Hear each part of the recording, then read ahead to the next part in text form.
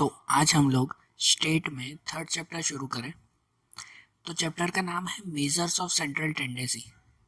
देखो, इस चैप्टर में हमने कल उस सेंट्रल टेंडेंसी के 3 पॉइंट्स में से एक पॉइंट कंटिन्यू किया था, मीन, मीडियन और मोड। उसमें से मीन हमने शुरू किया था।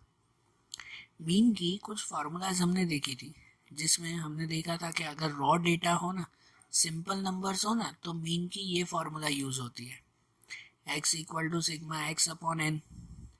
अगर ग्रुप डेटा हो ना, मतलब कि जिसमें फ्रीक्वेंसी भी दी गई हो, x के साथ f फ्रीक्वेंसी भी हो, तो ये फार्मूला यूज होती है, x bar equal to sigma f x upon n. और शॉर्टकट मेथड हो तो उसके लिए ये देखो, मैंने बताया कल जो भी सम किए ना, वो हमने ये एफ एक्स वाली मेथड से किए थे ना। फ्रीक्वेंसी दी गई हो अगर, तो f और x को मल्टीप्लाई डिवाइड बाय n कर देते हैं, ठीक है। अगर क्लास भी दिए हुए हो ना, जैसे 0 to 10, 10 to 20, 20 to 30, तो भी हम लोग क्या करते थे, तो भी हम लोग ऐसा करते थे कि उसमें पहले मिड पॉइंट ढूंढ लेते थे। मिड पॉइंट मतलब x ढूंढ लेते थे और उसको फिर f के साथ मल्टीप्लाई कर देते थे, फिर फ्रीक्वेंसी के साथ मल्टीप्लाई कर देते थे, तो भी होता तो यही था एफ एक्स। तो सभी सब में ये फार्मूला यूज करो तो भी चलेगा, नहीं तो मैंने बताया कि आप सभी सब में ये शॉर्टकट मेथड यूज करो तो भी चलेगा। आज हम लोग एक्सरसाइज 3.1 में आखिरी के जो क्वेश्चंस है ना, वो हम लोग शॉर्टकट मेथड से सॉल्व करते हैं। मैं ये मेथड से सॉल्व कर रहा हूँ, शॉर्टकट मेथड से। आप लोगों को अगर ये मेथड जो है वो हार्ड लगे, तो आप लोग भले इसी मेथड से कर सकते हो, एफ एक्स वाली मेथड से। ये इसलिए बार बार बोल रहा हूँ क्योंकि इस सब में नहीं, लेकिन आगे के जो चैप्टर आएंगे ना, चैप्टर 3 के बाद चैप्टर 4, 5, ये चैप्टर्स भी टोटली इनके ऊपर ही डिपेंड है। आपको 3 आएगा तो 4 अच्छी तरह से आएगा, और 4 चैप्टर आएगा तो 5 चैप्टर अच्छी तरह से आएगा। तीनों कनेक्टेड चैप्टर्स हैं, बरोबर। तो इसीलिए मीन में अगर आप ये फार्मूला न याद रखो ना, तो सबकी यही फार्मूला याद कर सकते हो, या तो सबकी यही, दोनों में से कोई एक फार्मूला याद कर लो ग्रुप डेटा के लिए, बरोबर। कल आपने ये फार्मूला देखी थी, आज हम लोग इस फार्मूला से सम करते हैं, शॉर्टकट फार्मूला से। फिर आपको जो फार्मूला इजी लगे सब में वो फार्मूला यूज करना, ठीक है। तो अब देखो, हम लोग एक्सरसाइज 3.1 में अब क्वेश्चन नंबर 6 से शुरुआत करें। क्वेश्चन 6 में ऐसा दिया हुआ है, the information of profit in lakh rupees of 50 firms is given below, find the mean profit. यहाँ पे दिया हुआ है कि प्रॉफिट और यहाँ नंबर ऑफ फर्म्स दिए हुए हैं, मतलब जिनका प्रॉफिट 0 to 7 लाख के बीच में आता है ना, ऐसी 4 फर्म है, 4 कंपनियां हैं। जिनका प्रॉफिट 7 to 14 के बीच में आता है ना, ऐसी 9 कंपनियां हैं। और जिनका प्रॉफिट 14 to 21 के बीच में आता है, ऐसी 18 कंपनीज हैं। ऐसे सब दिया हुआ है ना, इस पर से मीन ढूंढना है। हम लोग शॉर्टकट मेथड से ढूंढ रहे हैं, तो हम लोगों को ऐसा टेबल बनाएंगे कि यहाँ पर ये क्लास दिया हुआ है, पहले समझना, पहले टेबल, हाँ, ये ऊपर की इंफॉर्मेशन, फिर कि ये पहले क्लास दिया हुआ है, फ्रीक्वेंसी भी आपको दी गई है सब। पहले मिड पॉइंट ढूंढेंगे, इतने तो सब में करते ही हैं, ये तीनों स्टेप तो सब में लिखते हैं, कोई भी मेथड हो दोनों में से, कि पहले मिड पॉइंट कैसे ढूंढते हैं, तो जो क्लास है उनका प्लस डिवाइड बाय 2, कि जैसे 0 + 7, तो 0 + 7 7 डिवाइड बाय 2, तो आंसर 3.5। ऐसा ना, दोनों का प्लस डिवाइड बाय 2, तो ये मिला। फिर ये 7 + 14 21, 21 डिवाइड बाय 2, तो ये 10.5। ऐसे सबका ढूंढ सकते हैं ना। या तो इसमें देखो, ये 7 7 7 प्लस होता जा रहा है, 7 7 का ही गैप है ना, तो इसमें भी आप 7 7 प्लस कर सकते हो। 3.5 और 7 तो 10.5, और 7 17.5, और 7 24.5, तो ऐसे प्लस होता जाएगा ना। अब जो अगर आपको शॉर्टकट मेथड यूज करनी है ना, तो उसके लिए ये जो मिड पॉइंट है ना x, इस मिड पॉइंट में से कोई भी एक नंबर एज्यूम कर सकते हो, कोई भी एनी नंबर एज्यूम कर सकते हो, कोई भी। है, सपोज मैंने एज्यूम किया ये 17.5, ठीक है। मैंने अब यहाँ लिखते हैं कि एज्यूम a इक्वल टू 17.5, ये मिड पॉइंट में से। आप भले ये भी सपोज कर सकते हो तो भी चलेगा। कोई भी एक नंबर सपोज किया 17.5, और दूसरा लिखते हैं c, सी मतलब क्लास लेंथ, कि यहाँ क्लास लेंथ कितनी है, तो क्लास लेंथ 7 की है, 7 का गैप है ना, तो इसलिए क्लास लेंथ हमने 7 लिखी, बराबर। तो अब उस पर से यहाँ ढूंढेंगे हम लोग डी, क्या ढूंढते हैं, डी। तो डी की फॉर्मूला आती है x माइनस 17.5 अपॉन 7। आपको याद हो ना, तो ये पता है कौन सा रूल है, आप लोग 10th में मीन की वो फॉर्मूला लगाते थे, कि जो फार्मूला आती थी sigma F I you I upon sigma F I, याद आ रहा है कुछ, सिग्मा एफ आई यू आई वाली फार्मूला लगाते थे, ये वही फार्मूला है, बस यू आई की जगह आपको यहाँ डी दिया हुआ है, नाम बदला है, मेथड नहीं। तो क्या होता है कि यहाँ पे जो ए सपोज किया ना, तो डी ढूंढने के लिए बस फॉर्मूला ऐसे लिखते हैं, डी की फॉर्मूला आती है हमारी कि d equal to x minus a upon c. D की फॉर्मूला क्या आती है, x minus a upon c. तो इसका मतलब एक्स पे तो ये नंबर है जो मिड पॉइंट है, माइनस ए पे हमने सपोज किया 17.5 अपॉन सी, तो सी पे सपोज किया 7, क्लास लेंथ 7 की है। तो सब में ऐसा करते हैं, जैसे कि यहाँ मिड पॉइंट पहला 3.5 है ना, तो हम लोग लिखेंगे 3.5 माइनस 17.5 डिवाइड बाय 7।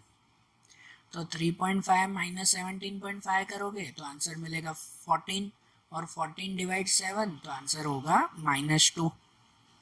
तो ऐसे ये मिल गया ना -2। लेकिन ये सिर्फ फॉर्मूला लिखो, इसे बार बार सॉल्व करने की ज़रूर नहीं है। इसमें कैसा करेंगे कि जो आपको मिड पॉइंट मिला ना, ये मिड वैल्यू में जो सपोज किया ना आपने ये 17.5, उसके सामने हमेशा 0 लिख देते हैं।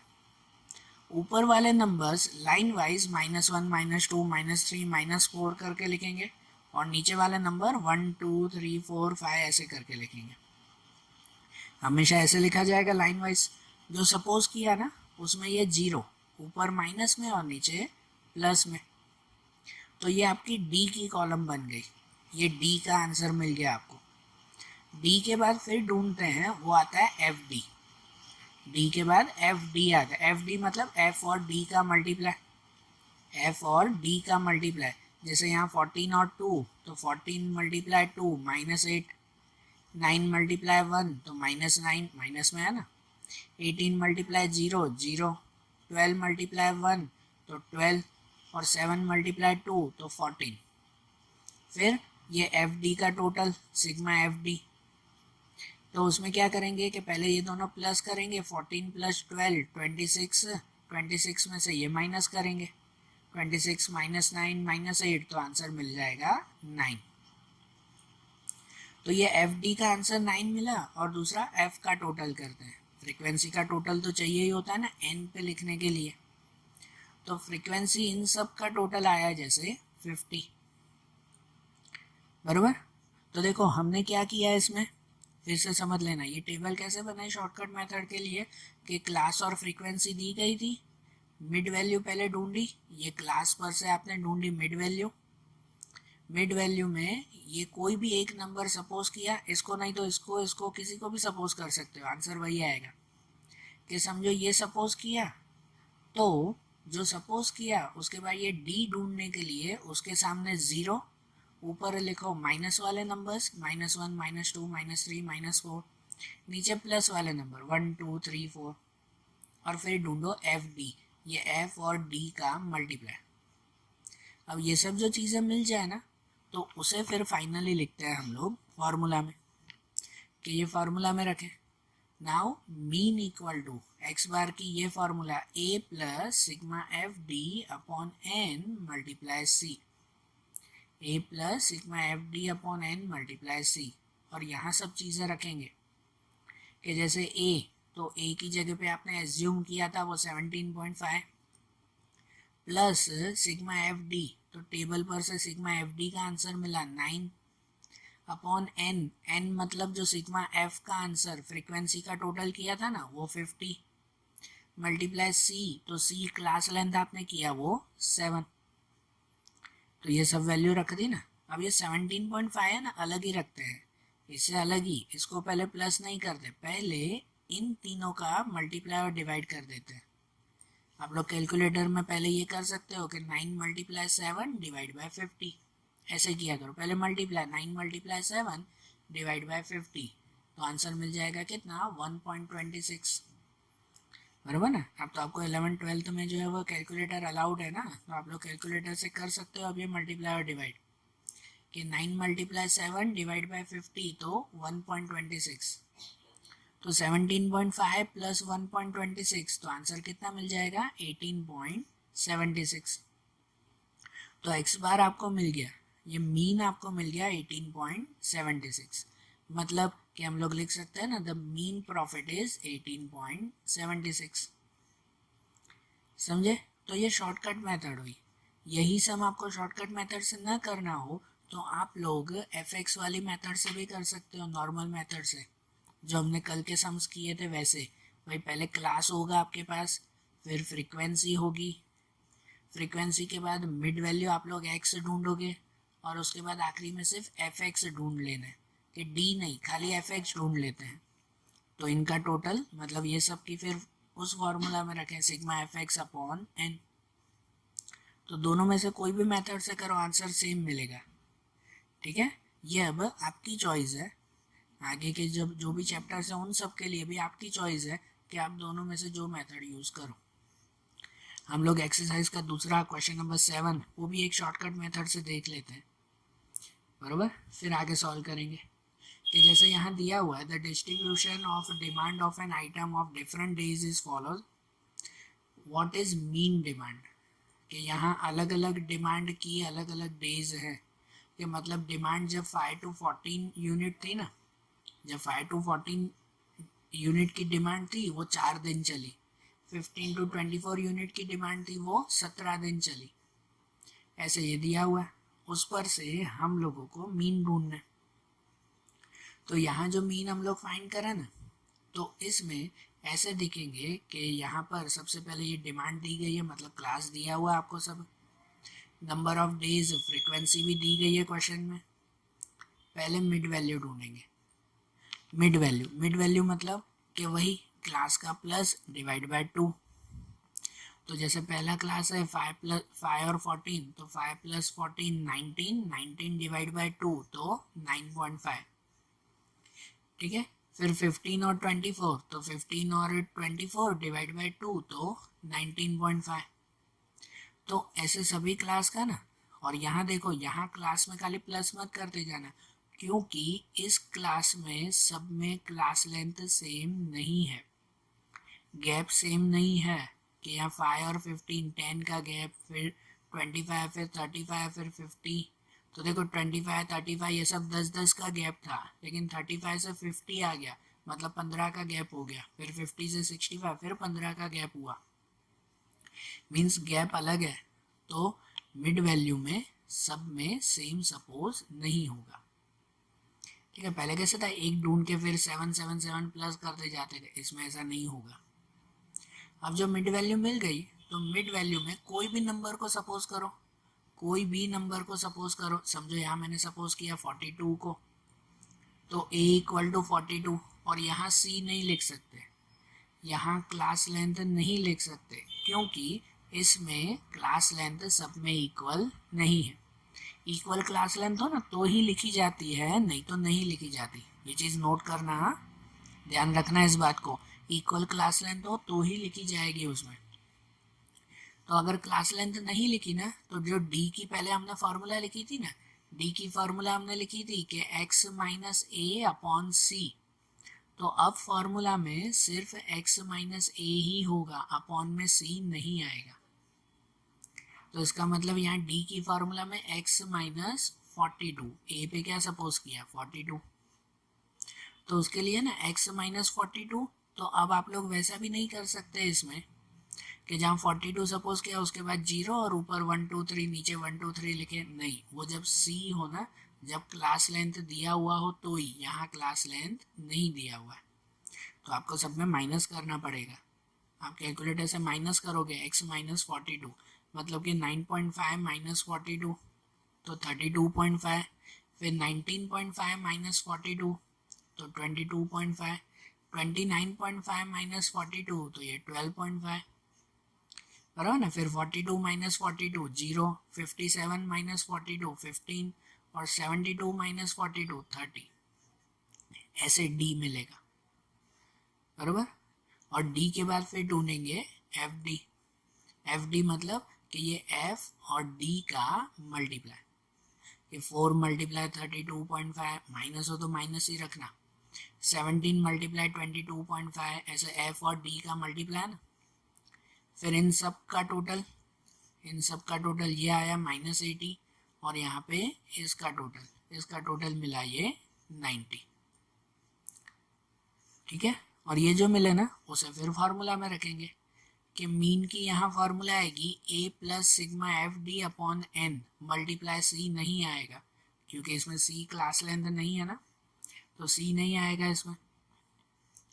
तो यहाँ पर a plus sigma F D upon n, तो a की वैल्यू कितनी 42, और सिग्मा एफ डी टेबल पर से कितनी वैल्यू मिली -180 अपॉन एन, तो n का आंसर क्या मिला आपको 90। तो 42 माइनस 180 डिवाइड बाय 90, तो 2, यहाँ प्लस माइनस -2, और 42 माइनस 2 40। तो मीन डिमांड कितनी हुई 40 यूनिट्स की हुई, ठीक है ना। तो देखो ये हमने ना शॉर्टकट मेथड की 6 और 7 क्वेश्चन में दोनों जो है वो ये मेथड देख ली शॉर्टकट में, कि जब क्लास लेंथ दिया हो तो वो 6 वाला जो क्वेश्चन है वैसे करेंगे, क्लास लेंथ ना हो तो ये ऐसे करेंगे। और फिर से बोल रहा हूँ, फिर से आखिरी बार बोल रहा हूँ कि अगर ये शॉर्टकट मेथड न करनी हो तो सब में आप लोग fx वाली मेथड कर सकते हो, ठीक है ना, सब में कर सकते हो, लेकिन ये सीखने के लिए आपको मैंने बताया। बाकी आगे के सम्स, आगे के चैप्टर्स में भी आप लोग सिर्फ fx वाली मेथड करो तो भी ओके, ठीक है। तो एक्सरसाइज 3.1 समझ में आई ना अच्छी तरह से, मीन के बारे में हमने समझा ना। अब देखो, अब मीन के बारे में समझा ना, अब हम लोग एक्सरसाइज 3.2 पे चलें और एक नया टॉपिक सीखें। मीन का ही एक नया पार्ट है, जो हमारा पार्ट आएगा वो आएगा कंबाइन मीन और weightage mean, combine and weightage mean. ये ध्यान दो, ये नया टॉपिक आपके लिए। पहले मीन तो आपको लास्ट ईयर भी आता था, ये उसमें एक नया मटेरियल कि कंबाइन मीन।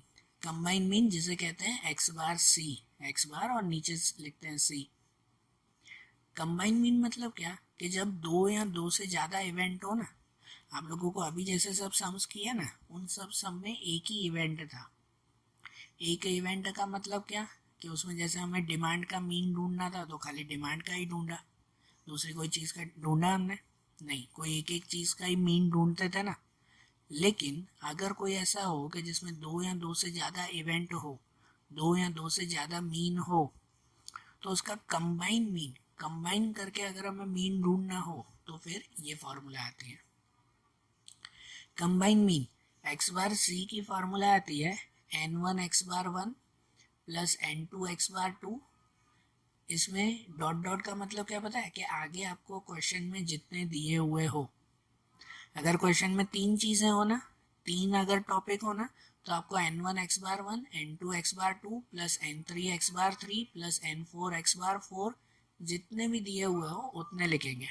और अपॉन में, तो अपॉन में n1 प्लस n2, या फिर जितने भी हो, 4 हो अगर, 5 हो अगर, तो plus n3 plus n4 plus n5, जैसा आपका क्वेश्चन दिया हुआ हो। तो कंबाइन मीन सिंपल है, ये दो मार्क के सिंपल क्वेश्चंस आते हैं आपके, कि जहाँ n1 x bar 1, n2 x bar 2, n3 x बार 3, ऐसे अपॉन में n1 plus n2 plus n3, बराबर। और ऐसे ही कंबाइन मीन का दूसरा फॉर्म आता है, वो आता है वेटेज मीन।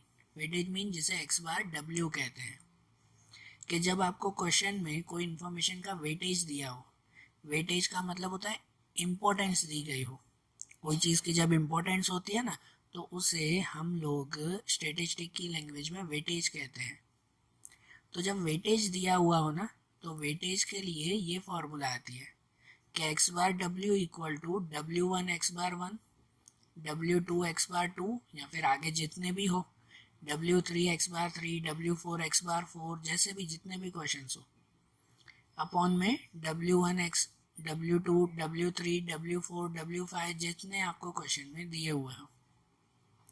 ठीक है, तो ये वेटेज मीन की फार्मूला, बराबर ना, एकदम सिंपल फार्मूलाज है और शॉर्ट शॉर्ट क्वेश्चंस हैं कंबाइन मीन और वेटेज मीन के।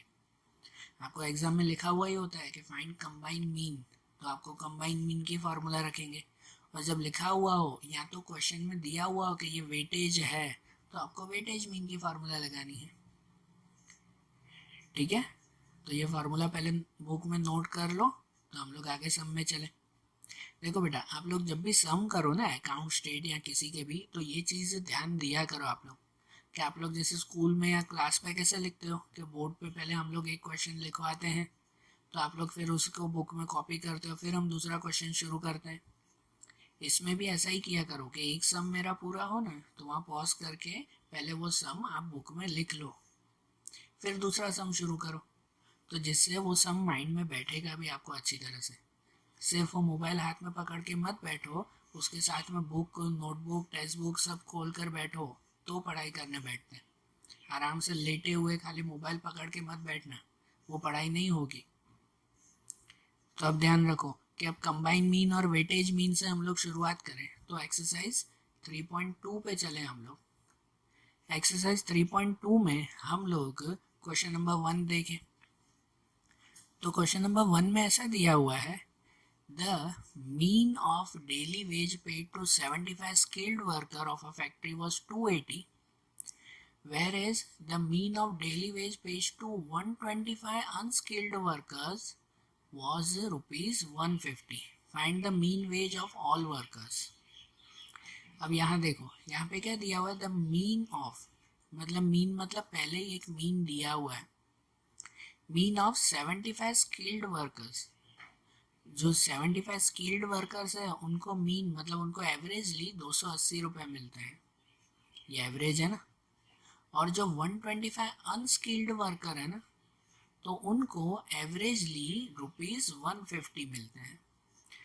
Find the mean ways of all the workers, तो हमें सभी वर्कर्स का ढूंढना है, 75 स्किल्ड और 125 अनस्किल्ड सभी वर्कर्स का साथ में ढूंढना है। इसका मतलब ये वो कंबाइन मीन कहलाया। ये क्या कहलाया, कंबाइन मीन, सबका साथ में फाइंड करना है ना। तो यहाँ पर जब भी ऐसा मीन ढूंढो ना, तो पहले लिख दिया करो कि n1 n2 क्या है, x बार 1 x बार 2 क्या है। तो यहाँ 75 स्किल्ड वर्कर्स हैं और 125 अनस्किल्ड वर्कर्स हैं, तो ये n1 और n2 कहलाया ना। मतलब कि n1 75 और n2 125 ये दिया हुआ है, और उसका x बार 1 और x बार 2, तो x बार 1 75 वर्कर्स के लिए कितना है 280, मतलब x बार 1 वो 280, और x बार 2 अनस्किल्ड के लिए कितना है 150, तो x बार 2 वो 150। ये सबने सब लिख दिया ना क्वेश्चन पर से। तो अब हम लोग कंबाइन मीन की फॉर्मूला रखें कि कंबाइन मीन के लिए combine mean of all workers, तो x बार c, कंबाइन मीन मतलब x बार c, उसकी फार्मूला n1 x बार 1 n2 x bar 2 upon n1 plus n2। दो ही है ना, तीसरा तो नहीं है ना इसमें, नहीं तो यहाँ n3 x बार 3 नीचे प्लस n3 वो भी लिखते हैं। अब यहाँ सबकी वैल्यू कि जैसे n1 तो आपने क्वेश्चन से लिखा n1 पे 75, x बार 1 पे 280, दोनों ब्रैकेट में मल्टीप्लाई में होगा ना, n1 x बार 1 तो दोनों का multiply, plus n2 x bar 2, तो n2 पे 125 और दूसरे ब्रैकेट x बार 2 पे 150 अपॉन n1 प्लस n2, तो 75 प्लस 125। पहले इन दोनों का मल्टीप्लाई, 75 मल्टीप्लाई 280 तो 21,000, फिर इन दोनों का मल्टीप्लाई 125 मल्टीप्लाई 150 तो 18,750 अपॉन में इन दोनों का प्लस 200, तो अब ऊपर दोनों का प्लस हो जाएगा 39,750 अपॉन 200, जो दोनों का डिवाइड करोगे तो आंसर मिलेगा 198.75। मतलब जो सभी वर्कर का कंबाइन मीन ढूंढना था वो मिल गया ना, बराबर ना, है ना, सिंपल है ना एकदम। ठीक है, सिर्फ फार्मूला में ही रखना है, इसमें तो कोई वो टेबल भी नहीं बनानी कंबाइन और वेटेज मीन के लिए, सीधे वैल्यू रखनी है। देखो ऐसा ही सेकेंड क्वेश्चन में है कि find the weightage mean of the percentage change in a price from following data. यहाँ पर दिया हुआ ये फाइंड द वेटेज मीन, तो वेटेज मीन फाइंड करना है। यहाँ पे देखो अलग अलग मटेरियल है, अलग अलग फूड आइटम है, rice, wheat, T, sugar, pulses, उसका वेट दिया हुआ है। यहाँ वेट मतलब वजन नहीं होता, यहाँ वेट का मतलब होता है इम्पोर्टेंस। स्टेटिस्टिक में हर एक की इम्पोर्टेंस के हिसाब से उसको वेट दिया जाता है। समझो राइस की इम्पोर्टेंस 7 है, ये परसेंटेज वाइज होती है, कि वीट की इम्पोर्टेंस 10 है, टी की इम्पोर्टेंस 5 है, बरोबर। तो देखो ये जो वेट हुआ ना, तो ये सबका वेट दिया हुआ ना, उसे W1, W2, W3, W4, W5 ऐसे कहेंगे, ठीक है। ये W के लिए 5 चीज़ें दी गई है, और ये जो परसेंटेज चेंज है उसे हम लोग x कहेंगे। ये x बार नहीं है, कंबाइन मीन में x बार आता है, इसमें ये x हुआ, मतलब 134, 125, 115, 97, 120, ये x1, x2, x3, x4 और x5 दिया हुआ है, ठीक है। तो देखो क्वेश्चन में पहले यही सब दिया हुआ था, ये W1, W2, W3, W4, W5 ये ऊपर से लिख दिया टेबल पर से, और ये x1, x2, x3, x4, x5 ये भी टेबल से लिख दिया, लेकिन ये सब चीज़ें। तो अब इसको हम लोग वेटेज मीन की फार्मूला में रखें, दिया हुआ है ना वेटेज मीन, तो उसी फार्मूला में रखें इसको। तो वेटेज मीन के लिए, weightage mean for percentage change, अब तो x बार w, उसकी फार्मूला आएगी W1 x1, W2 x2, W3 x3, W4 x4 और W5 x5। इसमें 5 चीज़ें हैं ना, इसलिए 5 तक गए।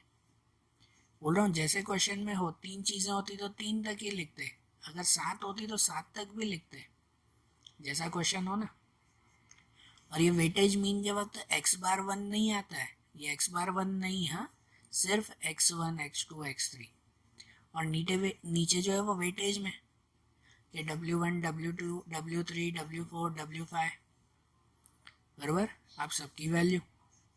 तो यहाँ W1 पे 7 टेबल से ही लिखना है ना, मल्टीप्लाई x1, तो x1 पे 134, W2 पे 10, x2 पे 125, ये ब्रैकेट में प्लस करके W3 पे 5 और x3 पे 115, प्लस W4 पे 8, x4 पे 97, प्लस W5 पे 2 और x5 पे 120, अपॉन में W1, W2, W3 प्लस में, तो 7, 10, 5, 8, 2 सबका प्लस। तो अब पहले मल्टीप्लाई, 7 मल्टीप्लाई 134 तो 938, फिर 10 मल्टीप्लाई 125 तो 1250, 5 मल्टीप्लाई 115 तो 575, फिर 8 मल्टीप्लाई 97 तो 776, और 2 मल्टीप्लाई 120 तो 240। सबको ये प्लस करके ही लिखेंगे ना इनका, और नीचे इन सब का प्लस 32। अब ऊपर इन सब का प्लस भी हो जाएगा 3779 अपॉन 32, और इसका डिवाइड तो आंसर 118.09 आ गया, सिंपल, बराबर। वेटेज मीन भी समझ में आ गया ना, ठीक है। जो वैल्यू दी गई हो ना क्वेश्चन में, बस उसे फार्मूला में रखना है, कोई टेबल इसके लिए एक्स्ट्रा बनानी नहीं है। वैसे ही क्वेश्चन नंबर 3, तो क्वेश्चन 3 में देखें कि 2 officers, 10 clerk and 3 peon contributed for a staff picnic. कोई स्टाफ पिकनिक थी, उसमें सब ने कंट्रीब्यूट किया। द कंट्रीब्यूशन कलेक्टेड पर person is shown in the following, find the mean contribution पर person using a weightage mean. दिया हुआ ये है कि वेटेज मीन के हिसाब से हमें मीन कंट्रीब्यूशन ढूंढना है। मतलब जो ऑफिसर्स है ना, उन ऑफिसर्स, हर ऑफिसर 1000 रुपये देगा, तो कितने ऑफिसर ने दिए, 2 ऑफिसर ने दिए। तो ये जो 2 ऑफिसर हुए ना, ये वेटेज हुआ, कितने ऑफिसर हैं ये वेटेज हुआ, और हर ऑफिसर कितना कितना दे रहा है, 1000 रुपीज़ दे रहा है, ये एक्स हुआ। फिर हर क्लर्क कितने रुपए देगा, 500 रुपये देगा, तो ये x2 हुआ 500, और कितने क्लर्क हैं ऐसे, तो 10 क्लर्क हैं। फिर हर पियून कितना देगा, 200 रुपये देगा, और ऐसे कितने पियून हैं, 3 पियून हैं। तो ये जो नंबर दिए हुए हैं ना, तो इसका मतलब ये वेटेज हुआ। तो आपको W1, W2, W3 ये वेटेज दिया हुआ है, 2, 10 और 3, और ये जो रुपीज़ में है ना, ये रुपीज़ में आपको एक्स दिया हुआ है। जब भी उसके नंबर्स हो ना, ये कि भाई कितने लोग दे रहे हैं या कितने किलो है या कितने भी ये नंबर्स हो, तो वो वेटेज कहलाता है। जो ये अमाउंट दी गई हो वो एक्स की वैल्यू, ये एक्स 1000, एक्स टू पे 500 और एक्स थ्री पे 200। ठीक है, तो ये जो वैल्यू हमने यहाँ से क्वेश्चन से लिख ली, तो अब इसे फिर फार्मूला में यूज़ करें। सीधी सी फार्मूला में लिखे ना इसे कि the weightage mean for contribution. तो अब फार्मूला में आएगा W1x1 plus W2x2 plus W3x3 upon में W1 W2 W3। अब यहाँ 3 तक ही गया ना, आगे के क्वेश्चन में 5 तक था तो हमने 5 तक लिखा था, तो इसमें 3 तक ही है। तो अब फार्मूला में वैल्यू रखें कि W1 पे 2, X1 पे 1000, W2 पे 10, X2 पे 500, W3 पे 3 और X3 पे 200 अपॉन में W1 W2 W3। अब इनका मल्टीप्लाई जो करें कि 2 मल्टीप्लाई 1000 तो 2000, 10 मल्टीप्लाई 500 तो 5000 और 3 मल्टीप्लाई 200 तो 600 और अपॉन में तीनों का प्लस 15। अब ऊपर तीनों का प्लस हो जाएगा 7600 अपॉन 15, तो आंसर 506.67। तो ये वेटेज मीन मिल गया ना इसका भी, बराबर ना, है ना, सिंपल ये। और ऐसे ही क्वेश्चन नंबर 4 देखें, इसमें क्वेश्चन नंबर 4, अब इसे थोड़ा इंपॉर्टेंट टिक करना, थोड़ा सा अलग दिया हुआ है। ऐसे लिखा हुआ है the mean marks of a student in 7 theory papers is 62। What should be mean marks in 3 practical examination so that the mean marks for the entire examination is 68। अब यहाँ क्या दिया हुआ है पता है कि यहाँ पर 2 एग्जाम्स हैं कि 7 थियरी पेपर्स हैं और 3 प्रैक्टिकल पेपर्स हैं। तो टोटल कितने पेपर्स हुए? 10 पेपर्स हुए। कि 7 थियरी पेपर्स हैं, 3 प्रैक्टिकल पेपर्स हैं, मतलब टोटल 10 पेपर्स हुए। तो जो 7 थियरी पेपर है ना, उसके मार्क्स, उसके मीन मार्क्स मतलब एवरेज मार्क्स 62 आए हैं। जो 7 थियरी पेपर हैं उसका एवरेज 62 आया। 3 प्रैक्टिकल पेपर के मार्क्स कितने आए वो नहीं पता है। What should be the mean marks in 3 practical examination? What should be marks मतलब उसके मार्क्स तो ढूंढने हैं आपको। So that his mean marks for entire examination is 68। भाई पूरे के 10 एग्जाम का एवरेज 68 है। 10 एग्जाम का एवरेज मतलब क्या पता है कि इन दोनों का कंबाइन 68 है। ये 7 थियरी और 3 प्रैक्टिकल दोनों का एवरेज मिलाकर कंबाइन एवरेज 68 है, तो हमें इसका एवरेज ढूंढना है। तो यहाँ पर है तो ये कंबाइन मीन की फॉर्मूला, वेटेज नहीं, कंबाइन मीन की फॉर्मूला, ये आपको थोड़ा लॉजिक से समझना है। और यहाँ पर आपको कंबाइन मीन का आंसर दिया हुआ है, आपको दूसरा आंसर ढूंढना है। Here x bar c equal to 68, combine mean वो 68 दिया हुआ है, सभी एग्जाम के मिलाकर मार्क्स। N1 और N2 हमें दिया हुआ है, N1 N2 चाहिए ना, कि N1 पे 7 थियरी है और N2 पे 3 प्रैक्टिकल है। और x बार वन 62 है कि 7 थियरी पेपर्स के ये कितने 62 मार्क्स हैं, हमें x बार 2 ढूंढना है ना। 3 प्रैक्टिकल एग्जाम के कितने होंगे उसका आंसर हमें ढूंढना है, ये x बार 2। समझ आ रहा है? कंबाइन मीन आपको दिया हुआ है 68, आपको x बार 2 ढूंढना है। फॉर्मूला तो वही यूज करनी है, लेकिन x बार सी नहीं, x बार 2 ढूंढना होगा। तो देखो इसको फॉर्मूला में कैसे लिखे हम लोग, यहाँ पर फॉर्मूला वही लिखेंगे, x bar c equal to n1 x1 plus n2 x bar 2 upon n1 plus n2, जिसमें x बार सी की वैल्यू दी गई है 68, आंसर तो दिया हुआ है ना यहाँ 68, n1 पे 7, x बार 1 पे 62 ये दिया हुआ था, प्लस n2 पे 3 और x बार 2 ढूंढना है, x बार 2 हमें फाइंड करना है, अपॉन में n1 प्लस n2 तो 7 प्लस 3। तो अब देखो ये 68 वैसे ही यहाँ मल्टीप्लाई करेंगे कि 7 मल्टीप्लाई 62 तो 434, प्लस 3 को x बार 2 से मल्टीप्लाई तो 3x बार 2, अपॉन में 7 + 3 10। अब इसे सॉल्व करने के लिए क्या, तो ये जो 10 है वो 10 यहाँ मल्टीप्लाई में चला जाएगा, डिवाइड में है तो मल्टीप्लाई में, मतलब यहाँ हो जाएगा 680।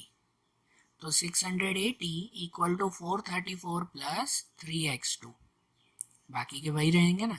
अब ये जो 432 है वो यहाँ माइनस में जाएगा, मतलब ऐसा हो जाएगा कि 3x2 इक्वल टू 680 माइनस 434, ठीक है ना। 434 माइनस में 3x2 इक्वल टू 680 माइनस 434, मतलब कि 3x2 इक्वल टू 264, इन दोनों का माइनस।